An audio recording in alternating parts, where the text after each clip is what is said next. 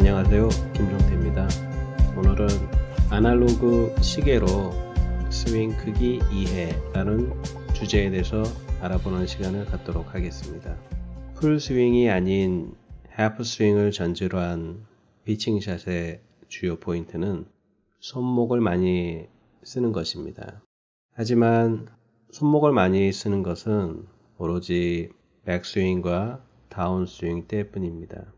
손목 하킹을 사용하지 않고 볼을 치게 되면 볼의 탄도는 낮게 형성이 되고 이로 인해서 볼은 많이 구르게 되는데, 똑같은 무게를 이용해서 각기 다른 높이를 형성하게 되면 클럽은 높이 차이에 따라 각기 다른 가속도가 생기게 되는데요.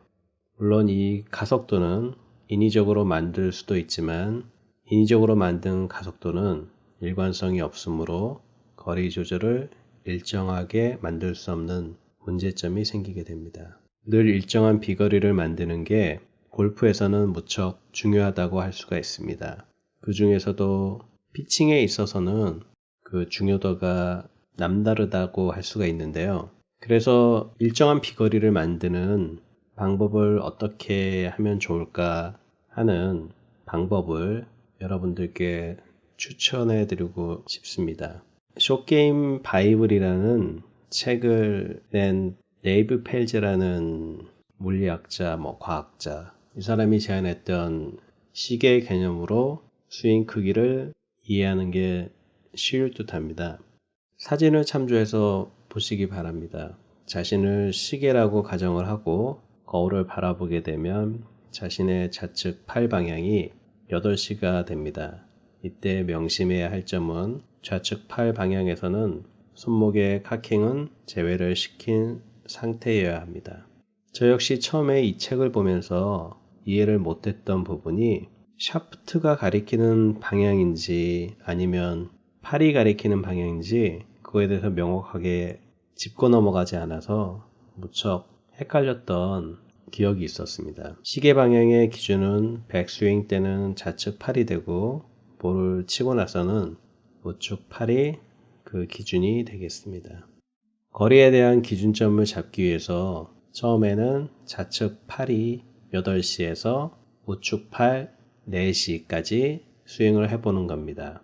이렇게 해야 정확하게 50대 50 스윙 크기가 되는데요. 이 기준이 어느 정도 익숙하게 되어야지 이 기준에서 좌측 팔을 올리거나 내리면서 거리를 조절할 수가 있게 됩니다.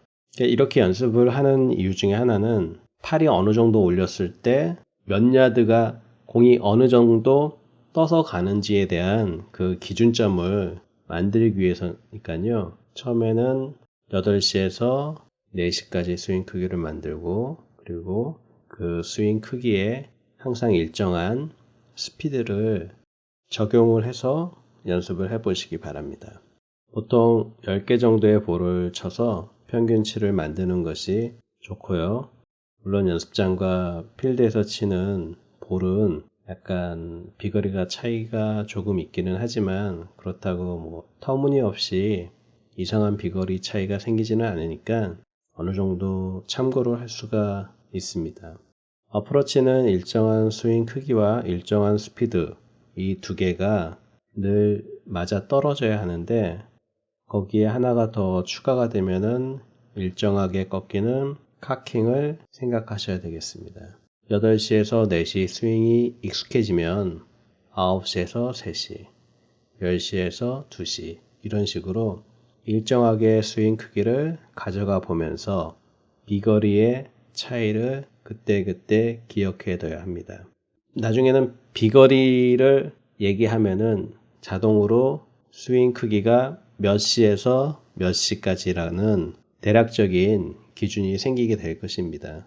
이 방법으로 연습을 하면은 되게 많은 그 비거리에 대한 기준점을 갖게 되는데, 피니시를 더 크게 하거나 줄이면은 비거리는 또 계속 변하는 것이거든요. 작은 백스윙에서 큰 피니시로 시도를 해보면서 비거리가 디테일하게 길어지거나 짧아지는 것을 이해를 하셔야 되고, 그리고 각 비거리를 외우기가 힘드시면 웨지 샤프트에다가 유성펜 같은 걸로 기록을 남겨도 룰에 위배되지 않는 거니까요. 적으셔도 됩니다.